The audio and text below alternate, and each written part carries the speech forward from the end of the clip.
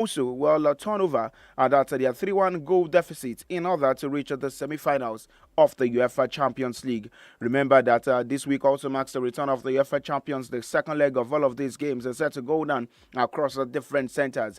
And yes, which team is home and dry when we talk about the UEFA Champions League? Remember that this is the mother of all club competitions. And then we talk about it being the oldest club competition. Well, how do you expect this to go down later today in the UEFA Champions League? Well, we take a listen to the words of Unai Emery, the man who is known to be a specialist in the UEFA Europa League after winning on 3 different occasions with Sevilla. And then we talk about Morgan Rogers, who was the one who scored the only goal for Villa that in their game at the Parc des Princes last week against the Paris Saint-Germain, where they lost by 3-1. Well, in the other game set to go down today, there at the Signal Iduna Park, Barcelona against the Borussia Dortmund, 4-0. Robert Lewandowski, of course, going back to Germany, where, of course, he has played with Bayern Munich and also Borussia Dortmund. There, he's going back. And, of course, remember that for Borussia Dortmund, this happens to be the opposition in which he has scored the most goals against. Well, you see that, no respect for your former employers or employees. That's for Robert Lewandowski in that case. But then remember that after the results last week, Emre Can, the captain of the side, has said the team were complacent and they need to do better in their game. And of course, it's just the perfect way for them to go into the second leg of this encounter after the Klassiker, that's a 2-2 draw against Bayern Munich there in the German Bundesliga. Well, outside that, we discuss about the Club World Cup on the show this lovely Tuesday afternoon, as well as the FIFA Men's World Cup, all pertaining to the year 2030. What do we expect from all of these ones? And then we'll discuss about some other sporting stories on the show this lovely Tuesday that afternoon. And you know you're listening to the voice of Oluwatimilai SAMIES on the program this lovely afternoon. And of course, we have lots of football stories lined up for us on the show this afternoon. But before we talk about football stories, we'll definitely start from the home front, where we'll discuss about a bit of table tennis.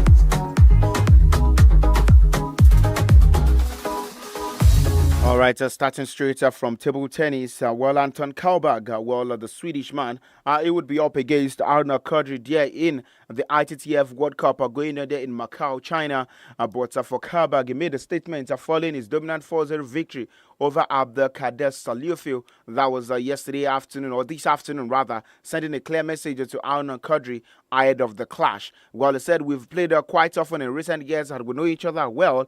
I will analyze our past matches and make sure that I'm fully prepared. Whereas for Arnaud Kadri, he is determined to break his losing streak against the Swedish man, where they face off later tomorrow in the Group 16 decider of the 2025 ITTF World Cup there in Macau, China, having lost their last 3 encounters. And Arnaud Kadri is eager to turn the tables on the European star.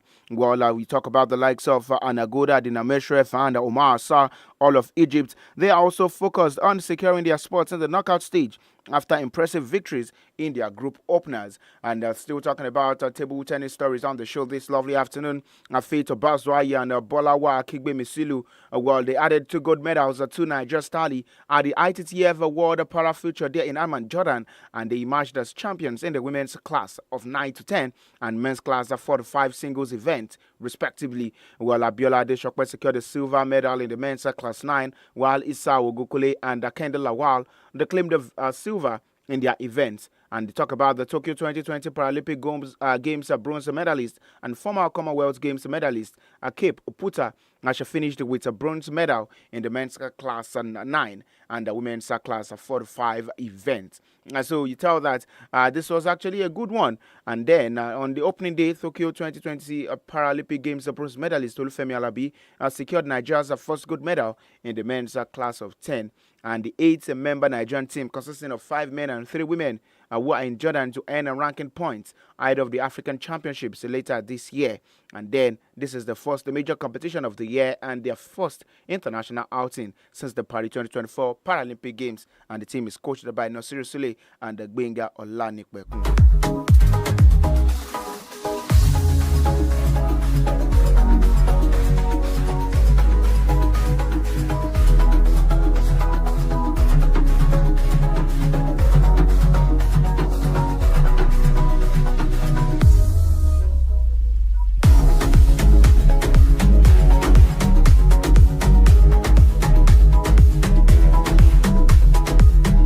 Right, quickly moving away from that, let's talk about a bit of boxing stories on the show this afternoon. Ukraine's world heavyweight champion Alexander Usyk and Britain's IBF champion Daniel Dubois, they are in talks to face off against each other in a unification bout. That's according to reports, and the BBC said that this bout is expected to take place at the Wembley Stadium on July 12, but no contracts have been signed yet. Usyk's representatives did not immediately respond to an emailed request for comments, but then the previously undisputed champion Alexander Usyk, who is age 38, remember that he holds the WBC, the WBA, the WBO, the belts after 2 successive wins over Tyson Fury. And Usyk, remember that he has faced Dubois before, earning a controversial night knockout round win in Poland in the year 2023, in which the Ukrainian was hit on the band of his shots and went down gasping for breath before the referee ruled the punch as a low blow. And then for Daniel Dubois, well, he claimed the IBF belt last year after Usyk vacated it and then retained it in September with a knockout victory over fellow Briton, that's Anthony Oluwafemi Joshua, who is presently in Nigeria, and the 27-year-old was set to face off against New Zealand's Joseph Parker in February, but withdrew from the fight due to illness. That's talking about Daniel Dubois. But what is it that we might look forward to in the world of boxing? Yes, if this is something we want to see, Usyk against Daniel Dubois, who is going to be the undisputed heavyweight champion when we talk about the world of boxing. Remember, for Dubois, he was once the champion, but then because of him vacating his belt, he has that's a drop 1 title, and presently he is not the undisputed. But then let's see what the undisputed would be, or who is going to be the undisputed that's a champion in the world of boxing. Well, it's just how comes these things, there are levels to this thing. We talk about Tyson Fury, this man has been there. You talk about Anthony Joshua, he has been there. But now you talk about this is the time of the Ukrainian, talking about Alexander Usyk, who definitely is not showing signs of that's backing down when we talk about his performance there in the ring. I'm talking about the boxing ring. But we move away from that also and discuss about a bit of basketball stories. Where Luka Doncic is making an impact both on and off the pitch for the Los Angeles Lakers. And he's the number 77 Lakers jersey, was the NBA's most popular jersey for the 2024-2025 regular season. That's according to reports. Well, the Lakers were also number 1 on the team merchandise list. Remember that Doncic became the first player other than LeBron James or Steph Curry to hold the lead in jersey sales since the 2012-2013 regular season, when Carmelo Anthony was the number 1. Remember then playing for the New York Knicks. I remember that for Luka Doncic also, he switched sides this season, where he switched sides from to join the Lakers, and you could tell that he is doing so well for himself, and that's talking about the Luka Doncic with the Los Angeles Lakers. Well, the Lakers' popularity was also reflected by the NBA social media and digital platforms, with LeBron James' clips amassing 3.23 billion views to lead the league, and Doncic's 1.82 billion views coming third.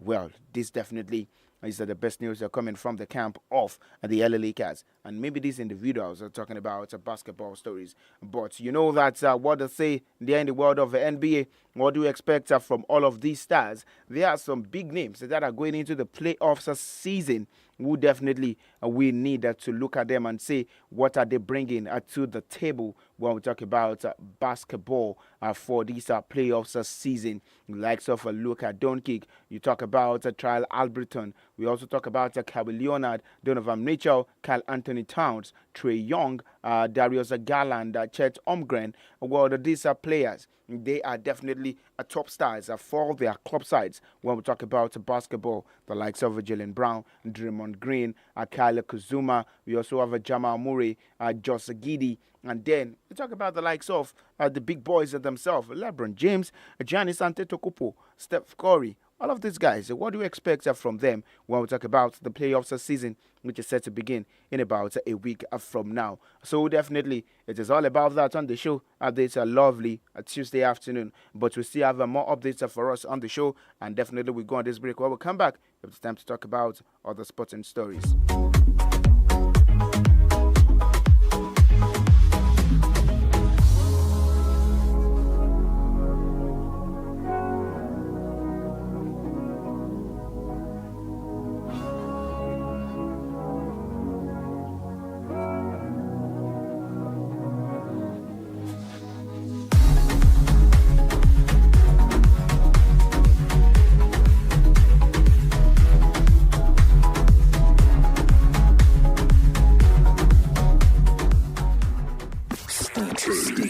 Stay tuned to 32 FM 94.9.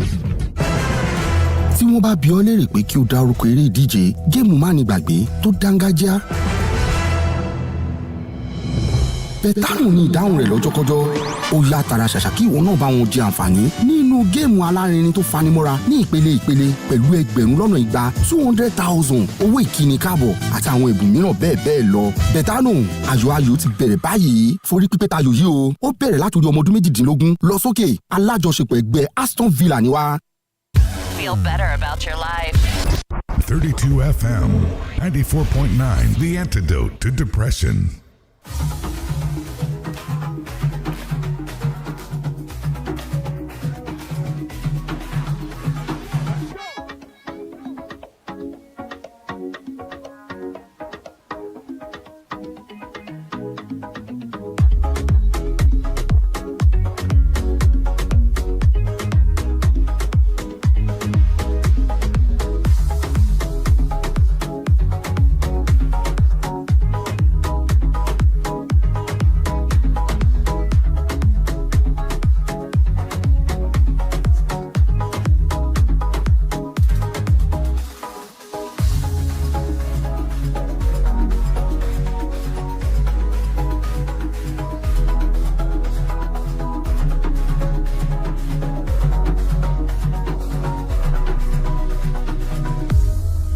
Welcome back to the second half of the show, talking about Scoreboard Reloaded right on 32 FM 94.9.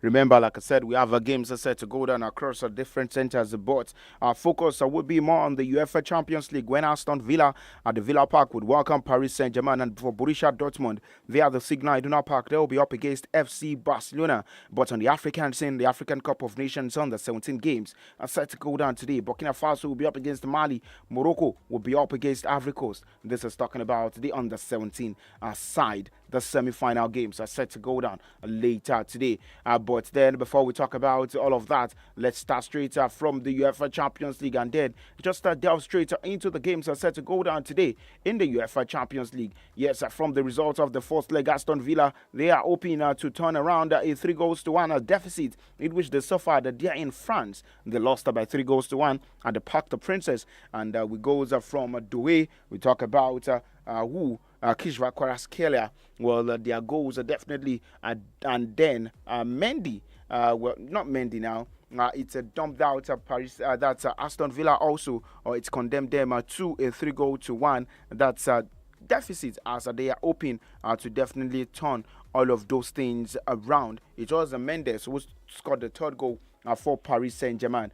But then, what can the result be like today for Unai Emery? Well, he has said that his side, the Villains, they should come out in their numbers to definitely come support their team. And for Aston Villa, they've lost 3 of their 4 games against fresh sides in the European competition under Unai Emery, with all 3 of those defeats are coming in succession. 1-2 against Lille, 0-1 against Monaco, 1-3 against the Paris Saint-Germain. And then one victory did come in the early ones that was played at Villa Park, defeating Lille 2-1. And that's in April 2024 in the UEFA Conference League. And then what do we expect from today for Paris Saint-Germain? They've won only 4 of their 17 away games against English teams in the European competition, drawing 4 and losing 9. And one of those victories that did come in the most recent one, 1-0 against Liverpool in March, however, ending a run of 4 straight defeats in such fixtures.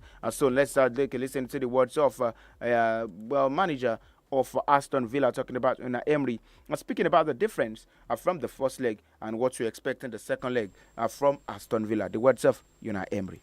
Good afternoon, Unai.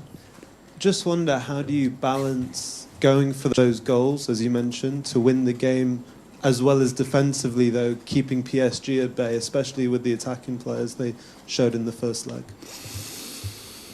We competed there like we planned.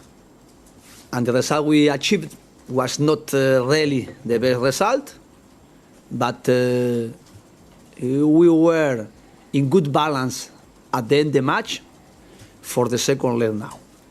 And now the objective is to win. Is enough to win? Of course, with 1 goal is not enough. But if we are winning, we can be close.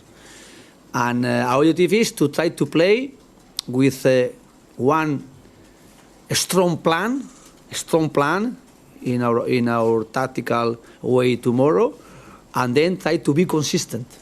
Try to be consistent and try to understand how is going the match in 90 minutes. And of course, when we were winning in Bruges, we were as well, with the advantage we had, we were ready to play extra time and penalty shoot. Now, again, our plan is as well, if we are getting extra time, fantastic, and if we are getting penalty shoot, could be maybe fantastic as well.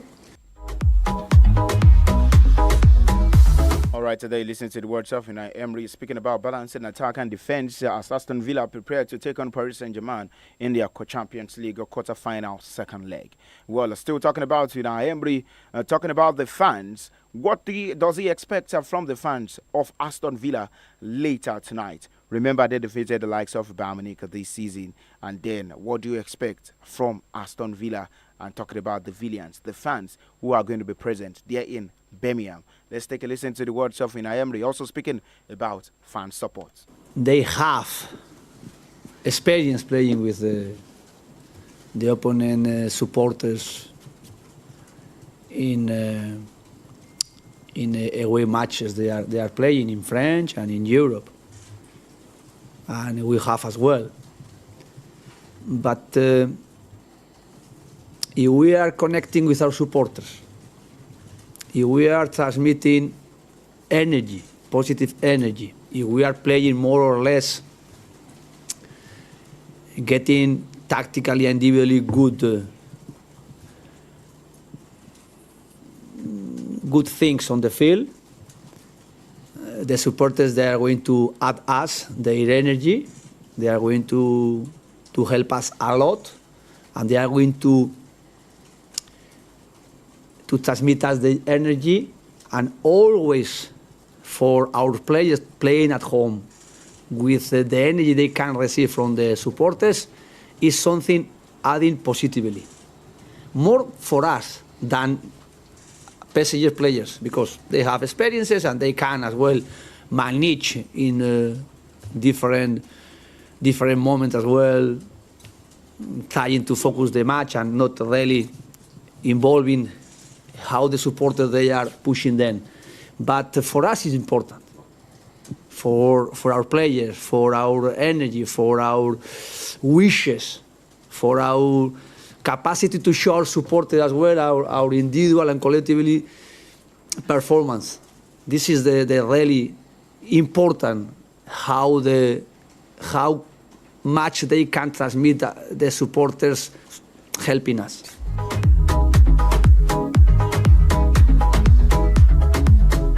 All right, so there you listen to the words of Unai Emery, also saying that it is so much important for the fans to be present there at the Villa Park, saying they can inspire a comeback against the Paris Saint-Germain. And let's go straight to the man who scored the goal in the first leg. Well, he scored first in that encounter. Talking about Morgan Rogers, the former Manchester City midfielder. Well, let's take a listen to what he also has to say about the game set to go down later tonight. There's massive belief. Most people wrote us off before the tie. The first leg, I think we gave a pretty good account of ourselves. Of course, there's details and areas that we want to improve on and learn from for the second leg, but ultimately we know what they're like now. We've played them. We're kind of more comfortable in that sense of already playing them, and listen, we know there's a task at hand. We know what we need to do, but we're excited. Under the lights at home, playing in this competition in the quarter-final, there's not many places better to be, and if anyone's going to turn it around, it's going to be us, and it's down to us, and I think we're excited for that challenge. There's massive belief. Well, if there's any other side that can turn it around, it's got to be us. The words of Morgan Rogers speaking ahead of that game set to go down later tonight. But for the other big game, well, is this done and dusted for FC Barcelona to reach the semi-finals of the UEFA Champions League? Yes, for Borussia Dortmund, they have never beaten Barcelona in European competition, playing 6 times, drawing 2 and losing 4. And if they fail to win at the Signal Iduna Park, it will be their joint longest winless run against an opponent in Europe, along with a 7-game streak against Rangers between 1966 and 1999. And for FC Barcelona, remember that they have won all of their 3 games against German sides in the UEFA Champions League this season, defeating Bayern Munich by 3-1, Borussia Dortmund twice, 3-2 in the league phase, and also 4-0 in the first leg of the quarter-final games. And before this season, they had lost 5 in a row against German opponents in the competition by an aggregate of 19-2. So for Borussia Dortmund, how do they do this? Winless at home in their last 3 home games against Barcelona in European competition. But let's see how that would go later tonight. Well, of course, moving away from the UEFA Champions League, we have other sporting stories also from England. It's all about Eddie Howe, the Newcastle manager. He will only return to lead the club when he's 100% fit, and regarding ready following a diagnosis of pneumonia. That's according to Jason Tyndall, the statement he released in the early hours of today. And the League Cup winners who are chasing the Champions League spot issued a statement yesterday saying the 47-year-old Englishman was admitted to the hospital on Friday and he's recovering and will miss the Premier League games against the Crystal Palace and Aston Villa. Remember, for them this midweek, that's later tomorrow, they have an outstanding game against the Crystal Palace, and Eddie Howe, who sent his congratulations messages to the team after Sunday's impressive 4-1 victory over Manchester United, he moved them back to the top 4. And of course, he offered thanks for the messages of support he has received in the statement. All right, to football uniting everybody. FIFA President Giannis Infantino says that they will look to all the playoffs between Los Angeles Football Club and Club America for a place at the Club World Cup after it removed the Club Lyon from the tournament last month. Lyon were pulled out, not the French Lyon now, and they were pulled out from June 14 to July 13 tournament over multi-club ownership rules, though the Court of Arbitration for Sports Cars has registered Lyon's appeal against the decision. So, World Soccer body, a governing body, said $1 billion prize money will be on offer at the expanded 32-team competition. So still talking about African sides in the Club World Cup. Well, as the inaugural edition of the expanded FIFA Club World Cup approaches, also Africa's representatives are ramping up preparations for the tournament set to take place in the United States. 4 clubs selected to fly the continent's flag: Al Ahly of Egypt, Wydad Casablanca of Morocco, Esperance of Tunisia, and Mamelodi Sundowns of South Africa. So quite unfortunate, no Nigerian side. And according to the updates from the Confederation of African Football in the headquarters at Cairo, well, the participating teams will receive $2 million, and the funds are intended to support player acquisitions and overall preparations for the global competition. And then talking about the World Cup as well, CONCACAF President Victor Mognatlani, well, he has joined other confederations in opposing the proposal of CONMEBOL leader, that's Alejandro Dominguez, to expand the World Cup to 64 teams for the 2030 edition of the international tournament. Domingos introduced the official proposal to broaden the competition during an online meeting of FIFA's ruling council, insisting the tournament grow from the traditional 32 participating teams to 64.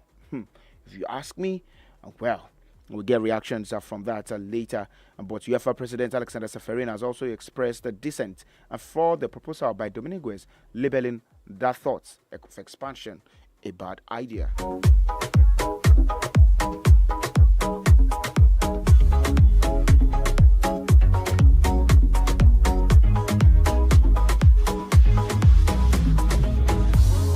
The Total Energies CAF under 20 African Cup of Nations is set to go down in Egypt. Will take place from April 27 to May 18 as the teams vie for spots at the 2025 FIFA Under 20 World Cup here in Chile, and that gets underway here in September. And Africa, we have 4 teams at those finals, providing the 12 qualified teams with a giant carrot ahead, and that's of the pool stage draw that is scheduled for later this month. But then for the Flying Eagles, they've been drawn against Tunisia, Kenya, and Morocco, and they're in Group B. But we'll talk about the teams in Group A: Egypt, Zambia, Sierra Leone, South Africa, and Tanzania. Then in Group C, Senegal, Democratic Republic of Congo, Ghana, and the Central African Republic. These are the teams that are set to participate in the Under 20 African Cup of Nations are set to go down there in Egypt. But this is how far we can go on today's edition of the show. Will come later tomorrow. Scoreboard in 15 and Scoreboard Reloaded, of course, are taking reactions from the games that are set to go down later tonight. And also reload it by 4 p.m. at 3:30 later tomorrow. I am SAMIES, your sports captain. Coming up next is the news at 4. Do enjoy the rest of the day, and bye for now. 32 FM 94.9.